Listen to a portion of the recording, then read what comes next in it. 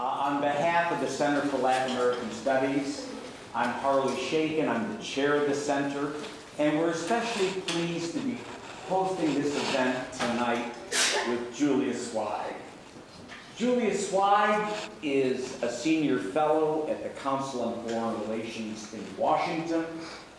She has published widely about Latin America, and particularly U.S. policy in Latin America.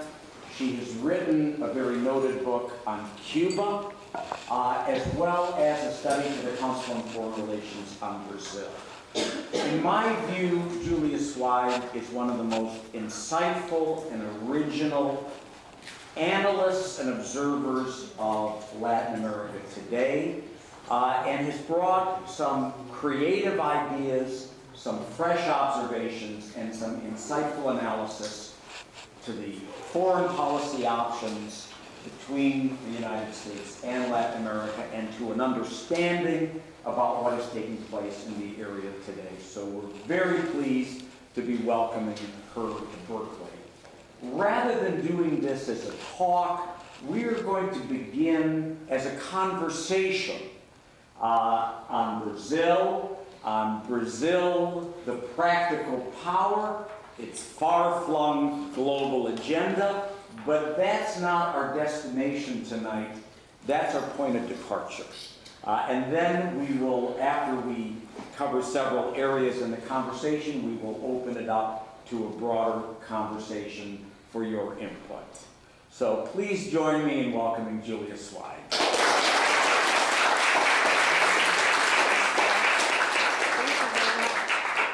Thank you, Harley. That was a wonderful introduction. I'm very happy to be here. Well, we're very pleased you're here, and let me say at the beginning, we hope it's the first of many visits. As do I.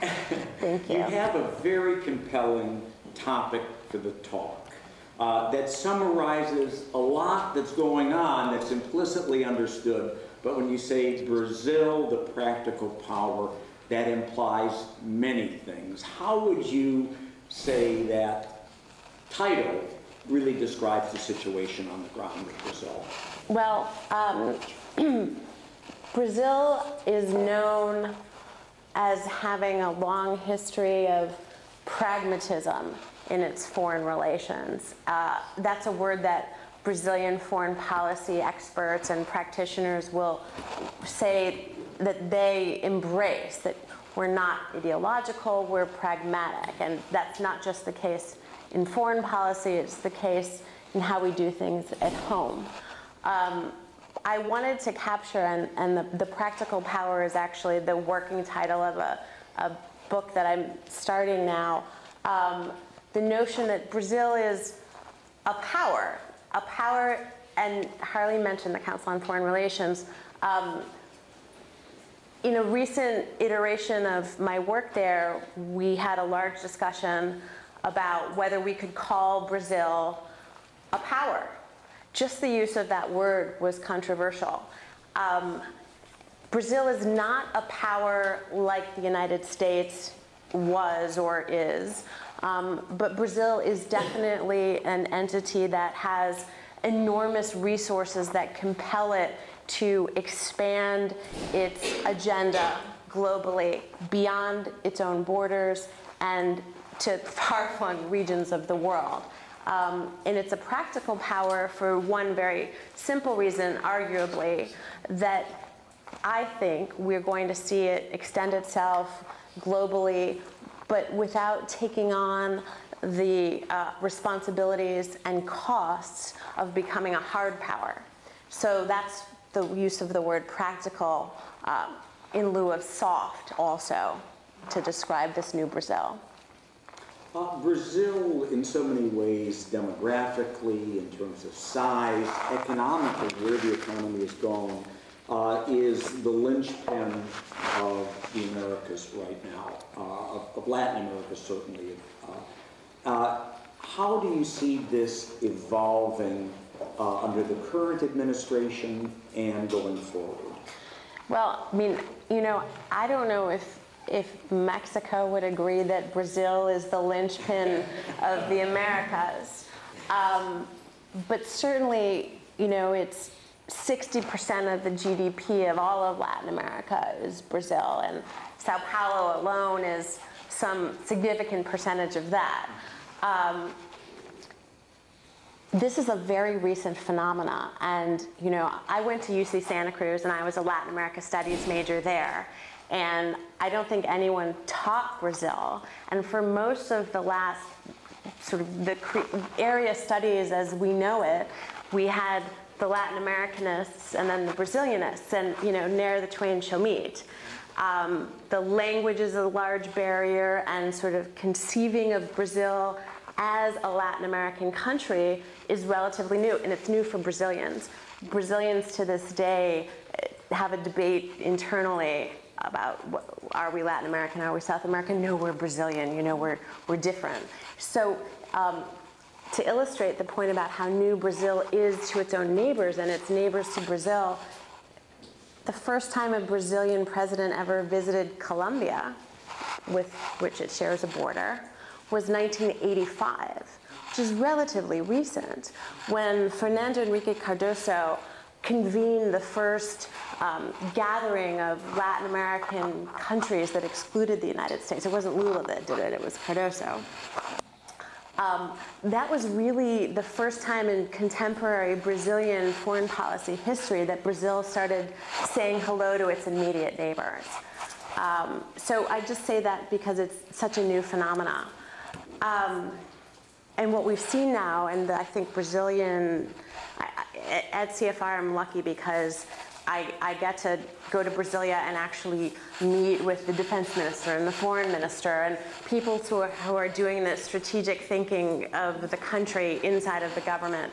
And I say lucky because it's unusual, and I'm conscious of that.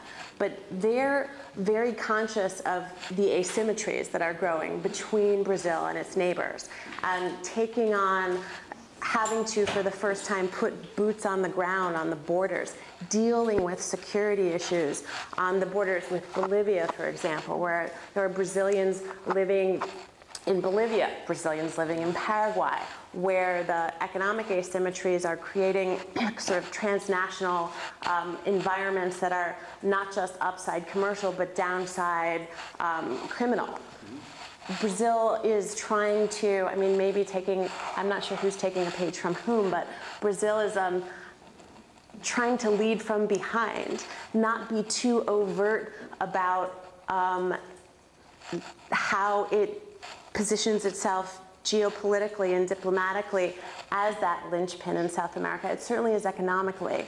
Diplomatically, it's becoming so as well, but it's more complicated. And I think going forward, to answer the question, we're going to continue to see tensions.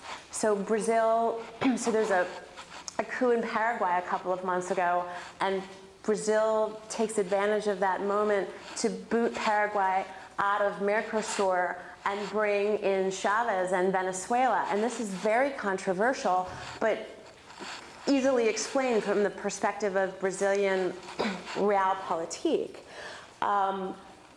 Brazil tried to build a highway in Bolivia, but had to stop because Evo Morales couldn't deal with domestic political backlash associated not just with his own government, but with Brazilian investment in Bolivia. So I think there will be sort of a need for Brazil and its capital and its diplomatic capital too, but also an inherent tension that we'll see grow as the asymmetries grow.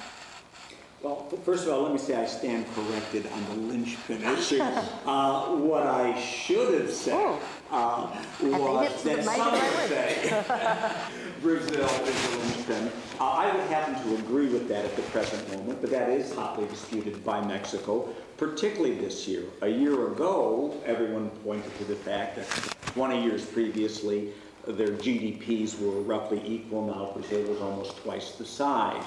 This year, 2012, Mexico is growing at a significantly more rapid rate than Brazil. But despite that, Brazil clearly is playing an important role in the way you said, and you mentioned the whole notion and issue of soft power, and several things appear to stand out right now. The new government in Mexico has just sent a group, including the president-elect, to Brazil to look at Petrobras and how that is organized as a possible model for Mexico. Something like Bolsa Familiar, the subsidy for poor families based on certain things, has become much more widely used. What do you think the essential elements of this soft power, excuse me, are right now, and where might they go? I will answer your question and also say that one thing, I know what it is that where it is that Brazilians would like to have their soft power go, but I'm not sure it's going to take it. I'm not sure it's going to take them there, and I think it's really an open debate and something to watch in real time. But first of all, the economic side. I mean, the biggest element of Brazilian soft power is the size of its economy. It's the sixth largest economy in the world now. It has, in very recent period, just the last 10 years, moved about the size of the country of Colombia again into the middle class. So the soft power elements are the ability to find the mix between private and public to make such a thing happen. Bolsa Familia, Minha Casa, Minha Vida. There are many different elements of that. Food, as a food supplier, Brazil's agricultural power is enormous. It's the top global producer of, I'm going to get it, this will be incomplete, but soy, oranges, coffee, steel, that's not a food, several other foods, beef, poultry, you name it. So in terms of global food security and the food supply, that's an element of its soft power. The energy element that Brazil brings to the table in terms of its biofuels capacity, the biofuels, now it's the second largest producer of ethanol after the United States. And in countries, in Africa, for example, in the Caribbean and Central America, Brazil is starting to try to export not just biofuels. In fact, they're importing ethanol because of the complex way that Petrobras manages its pricing. But technology for the production of biofuels industry in the Caribbean basin, in Africa, is an export, but it's also sort of a public diplomacy element of Brazilian soft power. In terms of public health also, Brazil sees itself as a soft power and sees its position on generics as having really enabled other developing countries to be able to take on pharmaceuticals and stake out a space where it's now fully legitimate to talk about price bands in terms of accessibility to major pharmaceuticals, thanks to Brazil when the person that lost the presidential race to Dilma Rousseff was Minister of Health. That is an element of its foreign power, of its soft power. That bridging capacity between the developed world and the developing world, also on global climate change negotiations and in Brazil's stewardship of the Amazon, which in itself, of course, is a huge piece of Brazil's soft power. Most of the Amazon is within Brazilian borders. And on the very last, but probably I haven't covered it all, Brazil also has 18% of the world's fresh water supply. So animal, vegetable, mineral, water, food, oxygen, it's big. Prior to the election of Lula, there was some very public concern among conservatives, some conservatives in Washington, about what it would mean to have Lula, in particular, more generally a Workers' Party president. We're now in our second Workers' Party president. Where are the areas where the U.S. and Brazil work best together? Where do you think the greatest tensions are? And finally, in what way might the relationship be improved?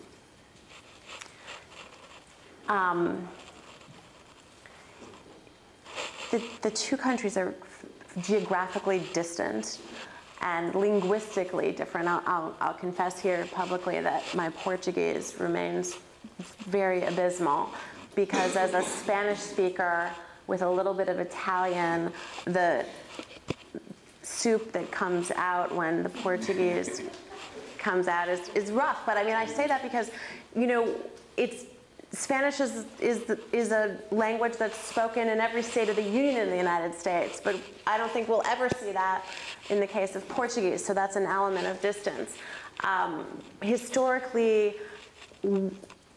we have been prone to misunderstanding. In the United States, and this has changed, viscerally expects Brazil to defer to our foreign policy vision, whatever it is, whether it was in the 70s and we didn't quite understand why the generals also wanted to be part of the non-aligned movement, or whether it was in the 80s and, you know, we had very little support in the Americas, but including not from Brazil in terms of with respect to our policies in Central America, et cetera, start getting into the post-Cold War trade negotiations. Brazil also very hard line, protectionist from the perspective of American policymakers.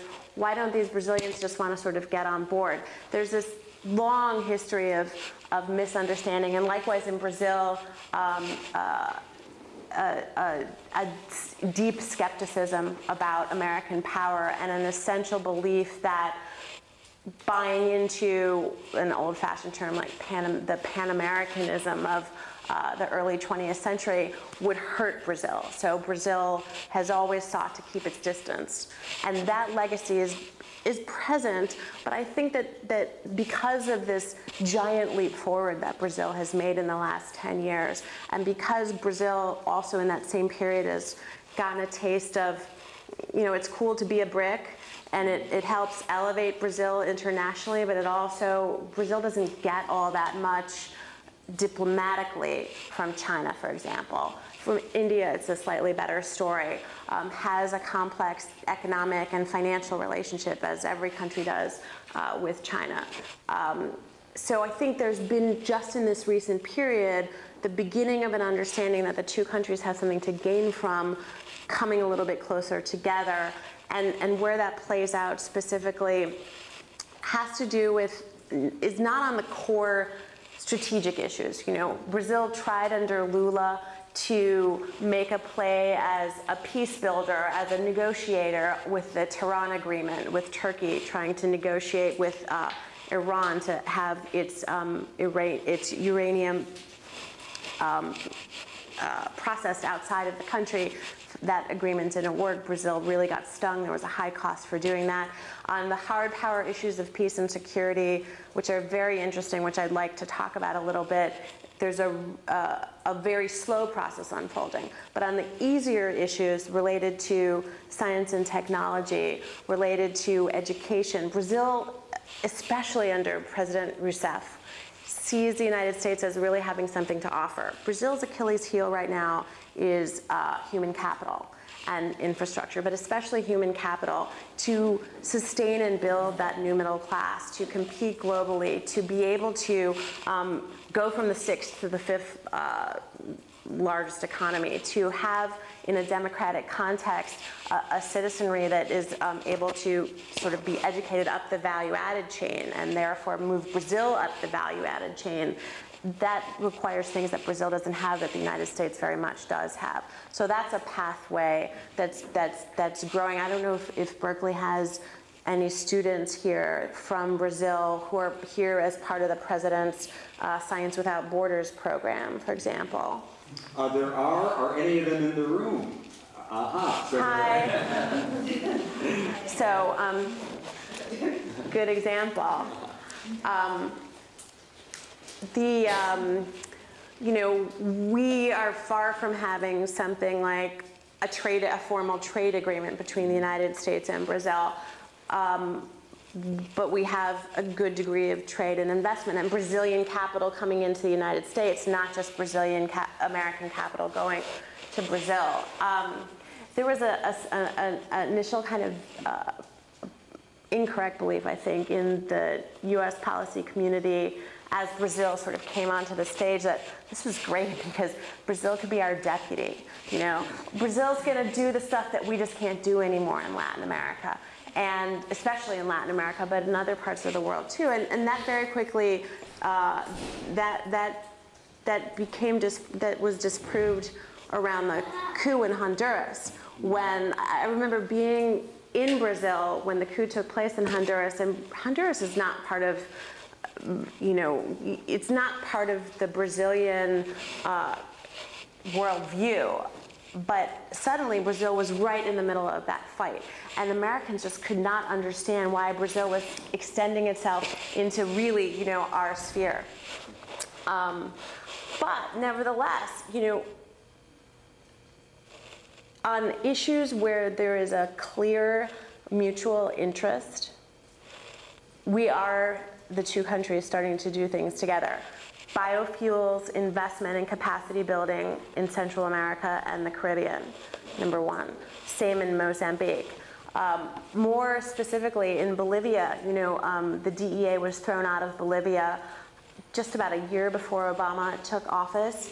And Brazil has in fact worked out a modus vivendi. Now, I talked about some of the contradictions of that, but on the security and counter-narcotics front, and you can complain about counter-narcotics policies and their impact. But to this question, there's a Brazil-US Bolivian modus vivendi now that is trying to work on the trafficking and export of cocaine outside of Bolivia's borders. Why?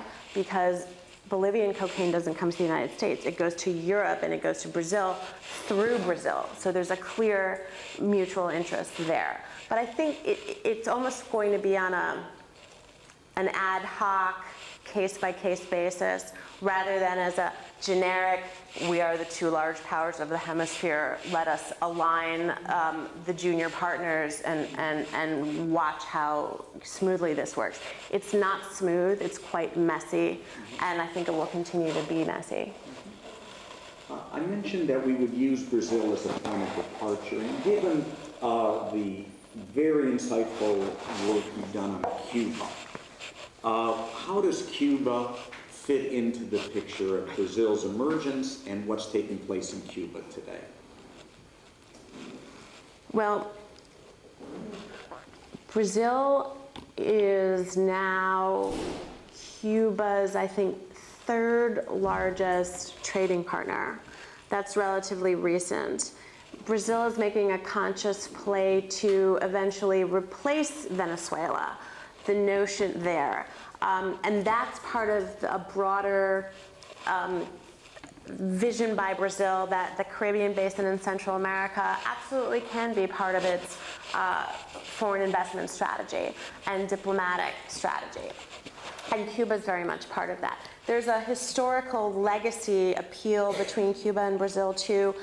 Lula, of course, has long-standing political ties with Fidel Castro, with not the whole Communist Party, but certainly with Castro and a few other key people on the island. And Fidel has a way of staying in touch with his ideological children and grandchildren in the region, and Lula is one of them. And of course, the armed struggle of Latin America, which may, finally now be about to end with the talks starting in the FARC. Well, Cuba not only was behind that in the 1960s, obviously, but its progeny are now, well, look at Dilma Rousseff. She wasn't trained in Cuba by any stretch of the imagination, but Cuba has a special place in the hearts of many in the PT. And that is the case of Lula, and it's the case of Dilma, and it's the case of many Brazilians who went to exile in Cuba or for some stretch of time had some kind of relationship with Cuba. So in addition to just the pure commercial mercantilistic interest, Cuba has a larger spot for Brazil. And I think that will continue. And concretely, for example, you guys remember the port of Mariel, the Mariel boat lift, when in 1984, 100,000 Cubans left and showed up on the shores of Florida. Well, Brazil is now investing about $1 billion into the renovation of the port of Mariel, which is just spitting distance from, it's right on the Gulf of Mexico, and it's going to become, instead of the port of Havana, the new commercial port for Cuba. It's going to pick up extra traffic that goes through the Gulf because of the opening and the widening of the Panama Canal. So Brazil is banking on getting some of that business, as is Cuba. And Brazil will have a piece of the action eventually when the embargo is lifted, in terms of using Brazil as Cuba and that port there as a platform to export to the United States. So it's strategic, and it's political, and it's historic.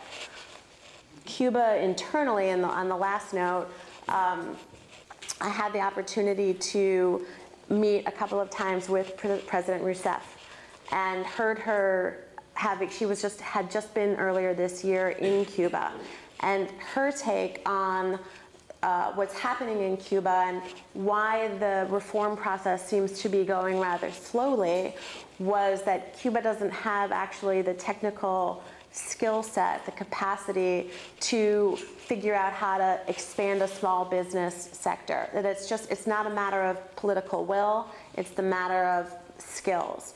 And so I think Brazilians will see increasingly going there and trying to help that process along. Not as foreign assistance, but through investment. One final question before we open it up to a broader discussion, and I said we would take a few excursions from Brazil as our point of departure. There's a presidential election in Venezuela coming up. What is the Brazilian-Venezuelan relationship like now, and how might that election impact them? It seems like most of Latin America is betting on Chavez being reelected. Latin America has gotten used to Chavez, and Chavez has tempered substantially what we saw in the first term of Lula, sort of the first couple of years of this century, a harder ideological edge. Brazilian foreign policy has attempted to pull Chavez into the tent. That's one of the reasons for Brazil pushing for Venezuela to become a member of Mercosur. There's obvious commercial and investment benefits for Brazil to having Venezuela and Mercosur. So my sense from talking to Brazilian officials is not that they're putting the finger on the scale in any way, but that they see Chavez as a stabilizing factor. But having said that, I think there's a wide recognition, and right now, if you look at the various different polls, it seems that Capriles and Chavez are in a statistical tie, which is pretty remarkable. Some of the polls show Chavez with a 10-point lead, but others, all things being equal, including, I just read this, James Carville's guy who's working down there for Capriles. Carville, if you remember, is a Bill Clinton long-standing pollster and advisor, and has been involved in Venezuelan politics for a long time. Statistical tie. I think Brazilians, and also generally the region, have very clearly sent the message to Chavez that his international legitimacy hinges on his democratic bona fides. In fact, for all of the criticism of Chavez and his grab of executive power over the last decade, it is true that he continues to be elected and reelected legitimately over and over.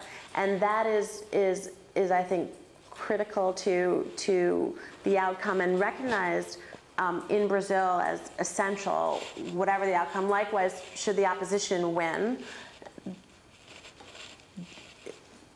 whoever wins, I guess, would be the point.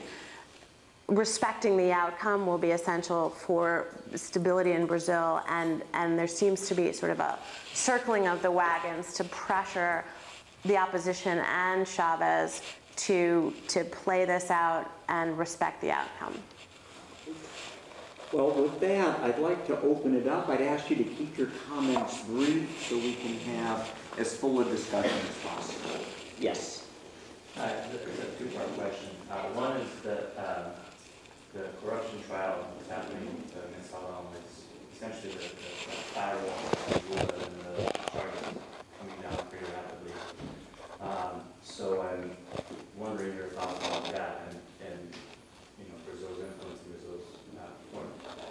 And then the second part of the question is that the PT's alliances throughout the country has started to sort of crack the foundations of PT, and the base is sort of getting very disaffected and sort of splitting off into different parties and these kinds of things. So what is the relationship between, I guess, the PT and then Brazil, which you kind of discussed as a single entity? But that's an excellent question. I mean, and I would like actually you to answer your own question too, because I think you have an answer which I'd be really interested in hearing. But my sense is that Brazilian foreign policy has made a slight course correction since Lula and Celso Amorim were in power.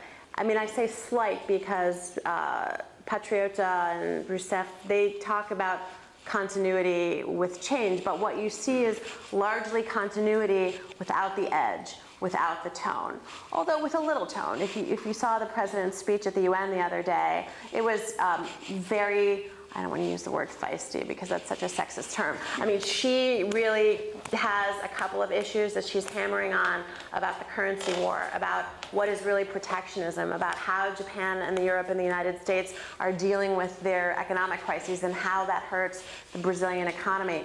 That messaging, and generally Brazil's positions on the Security Council around Syria and Libya under Rousseff, I would say that that has now become sort of, that the heavy PT influence in Brazilian foreign policy that was more palpable under Lula has become quite diluted, and that Brazilian foreign policy now and going forward is more, not entirely, but more an expression of what the calculus is to make good on Brazil's domestic agenda than it is on tweaking the Americans or having an ideological agenda in order to satisfy the PT domestically. But what do you think? I have no idea. Oh, such an informed question, but what's your guess? Well, it seems like it's very easy to be confident about these things when you have 80% approval in the country. Yeah. If the base is sort of showing cracks and the top of the party is involved in all these corruption charges, I can't see how you can have that kind of Just one thing, but she only joined the PT recently, and has, I think, been, she on the one hand has Lula to keep the base under control, and he's definitely doing that, although the trial and its outcome will shake it up a little bit. Where her popularity comes from, however, is not from the PT. It's from her fearlessness chopping off the heads of corrupt ministers right and left, right? Every time she does that, her popularity goes up.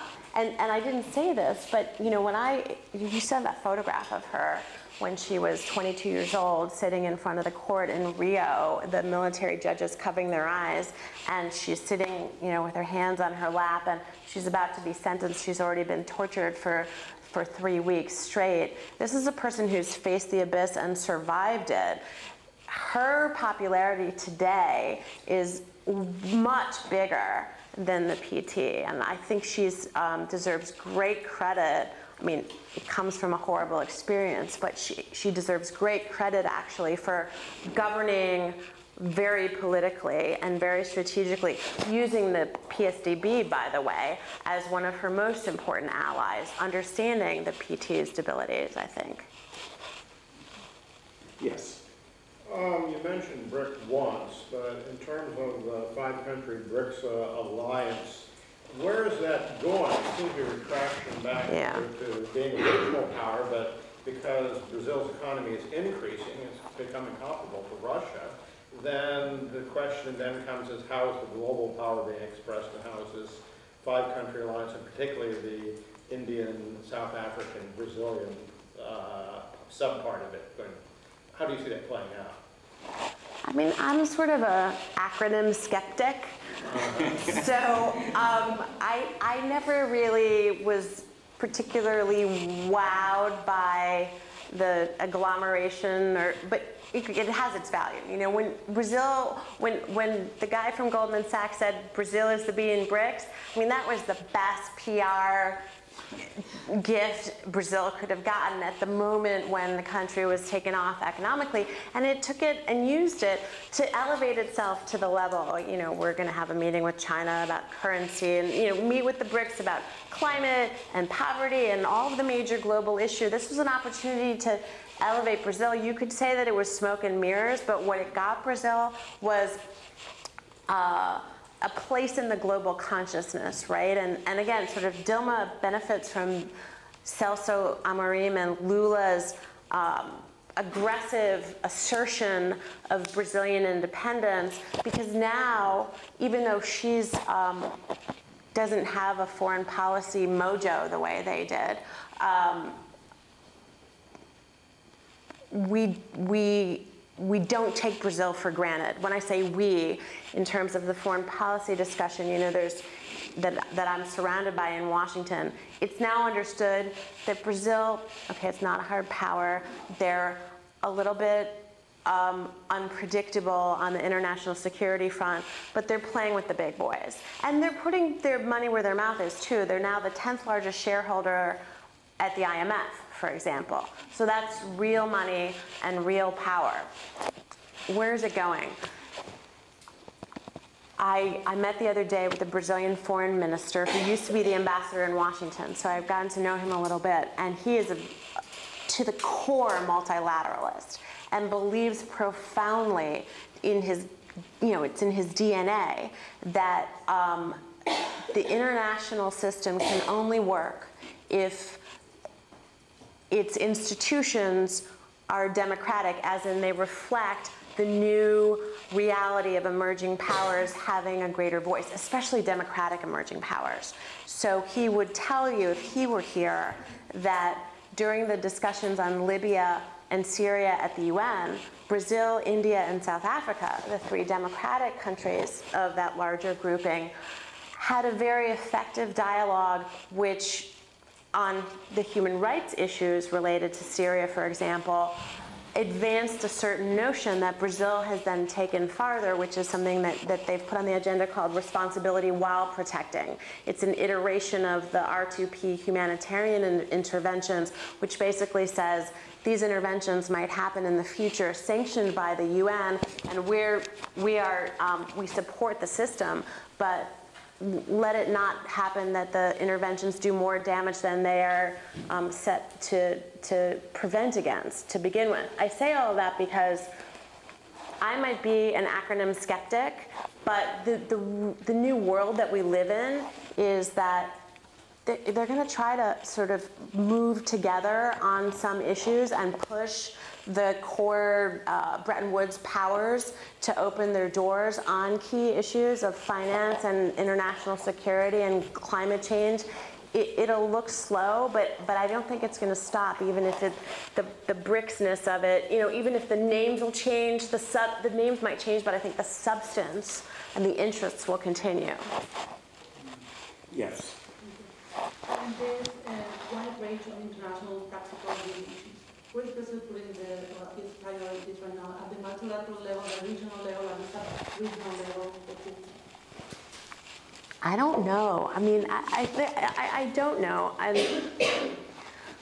You know, sometimes it can feel like a lot of spaghetti getting thrown on the wall at once, and I think it might feel that way to Brazilians too, because it's a huge agenda. It's happened very quickly, and in order to keep up with this name they've created for themselves, they have to be everywhere, far-flung. But I think, you know, on the matter of priorities, if we look at this, at Dilma Rousseff, at her administration, at her foreign policy, 2 or 3 things. One, being very forward about what they call the currency wars, manipulation of currency by whether it's China or whether it's the Central Bank of the United States. Number 2, and that has direct effects on, you know, the value of the real, on inflation, on exports. That is, you know, goes to the core domestic agenda of Brazil. The second is really the region. There was a debate that I think is now settled in Brazil in the last few years. Can we just leapfrog South America and go be a world power? Or do we have to stay here and sort of get dirty? And I mean no offense by that, but what I'm trying to convey is Brazilians sort of, you know, they don't necessarily feel comfortable with their neighbors, and there's a little bit of a sort of mutual distrust and impatience and a little bit of superiority that one picks up. I apologize if I'm offending anyone, but the truth is that you know, they have to be where they live, and that's I think making itself manifest now. And there are great opportunities for Brazil to be where they live. So the finance, currency, global financial issue, regional strategic geopolitics of South America, and then the third one, which is goes to the last question, is maybe feels a little aspirational, but it's, I think, strategically existential for this crowd, which is to broaden the debate at the UN Security Council. Brazil doesn't have a seat, has long aspired to have a seat on a reformed UN Security Council, but getting its perspectives voiced on the Security Council when it comes to large-scale interventions, and positioning itself to be seen as not as a spoiler, but as a constructive reformer, is I think the third or fourth that I would name. Sadly, we have time for only one more question, but I'd like to make a brief announcement before going to the last question. I feel we're in a conversation, but we are limited on time. We encourage you to visit the Facebook page of the Center for Latin American Studies and the website.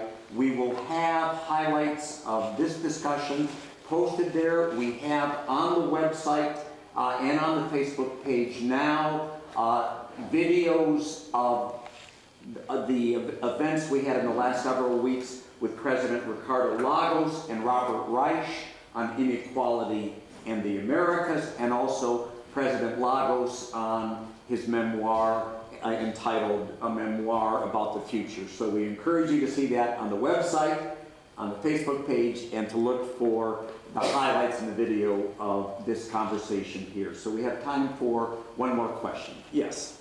I was interested in learning more about, like, for the current administration, what is their agenda in terms of issues of poverty, social inequality, economic development within Brazil, and what do you think the United States can learn from their innovations in that area?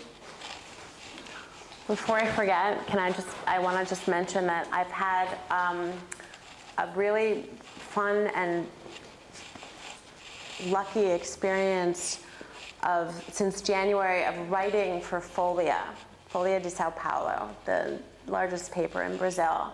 I have a column every 2 weeks.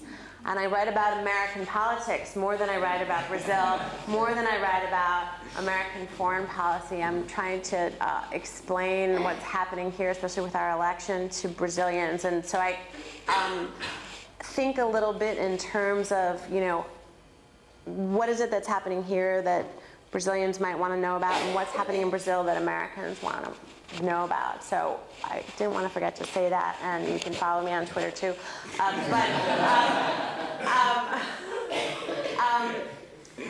I mean, the domestic agenda is continuing what was started 20 years ago. So the macroeconomic picture, which is low inflation, and now increasingly lowering interest rates, job creation, growth. But of course, you know, the global financial crisis finally took a hit and has hit Brazil a little bit, so it's gone from 7.5% growth to 2.5%, and probably they won't hit 3% this year. But the domestic agenda of, and I mentioned it before, jobs, poverty, inequality, the Gini coefficient, which is notoriously one of the highest in the Americas, has gone down.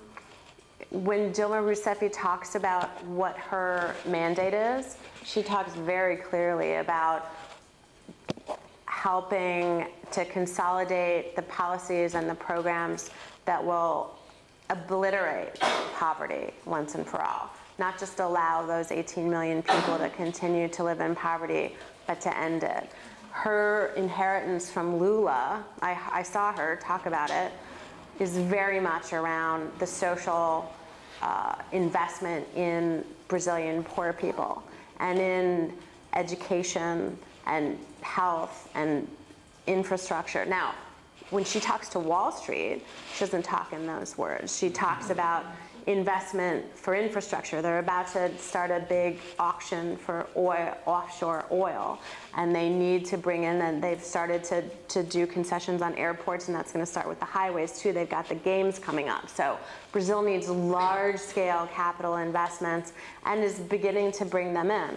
But when I see and saw her talk, what struck me was that she seems to be absolutely dedicated to continuing what Lula and Fernando Henrique started in terms of Brazilians at the lowest level of existence there. And you know, that's deeply political too. Those are new voters. So that's not just, it's heartfelt and it's a position of conscience, but it's also, in a democratic environment, a political agenda as well. And in terms of social investment, they announced, I was there in May, that instead of investing on the K-5, like here in the US, it will be focused on the youth. And that's something new I learned from the country and the new tendency. Yeah, the education issue is really critical there, and it's not just about sending these guys up here for graduate training. It's also at the low end. You know, now you have universal education in Brazil, which is relatively recent, but there's major issues of quality and major issues not only of getting kids to school and having quality teachers, but of figuring out programs that can also help families become literate. So you're providing literacy to a generation of kids whose parents themselves are not literate. And that has very significant implications for reproducing down the road and continuing and consolidating the effects of the education investments. So that seems to all be quite top of mind.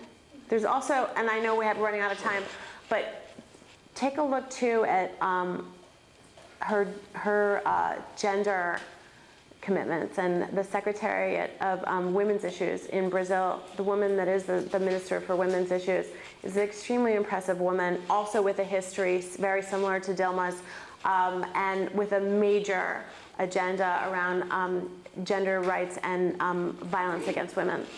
How about the second part of her question, which was what the U.S. can learn?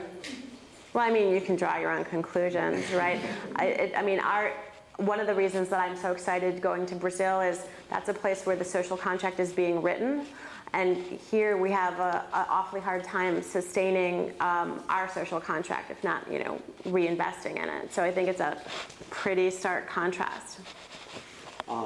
One brief comment before we conclude. Very visibly, we're just beginning the conversation. And I want to emphasize that the Center for Latin American Studies plans to do a lot more in terms of programs, working groups, and other activities about Brazil. We encourage your input and participation in this. We truly are just beginning a conversation. We will continue it on the website, the Facebook page, and other programs. But please join me in thanking Julia Sweig.